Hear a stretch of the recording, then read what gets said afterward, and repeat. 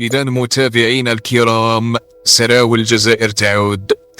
استرجعنا السروال الأول للجزائر من الكاميرون، واسترجعنا السروال الثاني من النيجيري للجزائر من نيجيريا. إذا أوجه رسالة لجميع الجزائريين: سراويلكم ستجدونها معلقة في الحدود. إذا يا إخواني متابعينا الكرام، مع المنتخب المغربي يفوز على المنتخب النيجيري ليتأهل إلى نهائي كأس إفريقيا بالمغرب 2025-2026. الآن في هذه الأثناء الشعب الجزائري لن يرى النوم، الناس ما غاديش يشوفوه. اليوم الشعب الجزائري راه ما شي حاجة مها. إذا المنتخب المغربي يبصر المنتخب الكاميروني الذي كان قد سبب عقدة للنظام الجزائري. الهدف القاتل في مرمى الجزائر الذي تتذكرونه، سجلت الكاميرون هدف قاتل في مرمى الجزائر، والمغرب استرجع كرامة الجزائر. الجزائر تخسر والمغرب يسترجع كرامة الجزائر.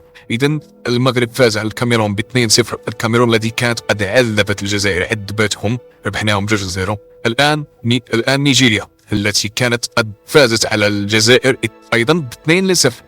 الآن فزنا عليهم بركلات ترجيح، وكنا أقوى منهم بكثير. كنا قادرين أننا نسجل هدف أو هدفين، لكن الحظ والحكم ضيع لنا ضربة ديال الجزاء لمسة يد. إذن أوجه رسالتي للجزائريين، وأوجه رسالتي بالخصوص رسالة خاصة لناس وجدة. ناس وجدة سدوا التراجم، لأن اليوم غتسمعوا البكا غادي تسمعوا شي حاجة أكثر من البكا، غتسمعوا البكا والشكا.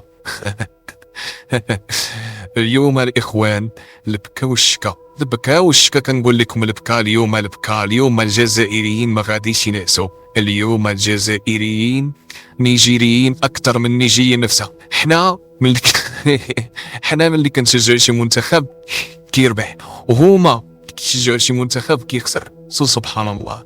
إذا تعازينا للمنتخب الجزائري، تعازينا الحارة للمنتخب الجزائري، وتحية كبيرة للشعب التونسي الذي يقف معنا ويشجعنا ضدا في الجزائر.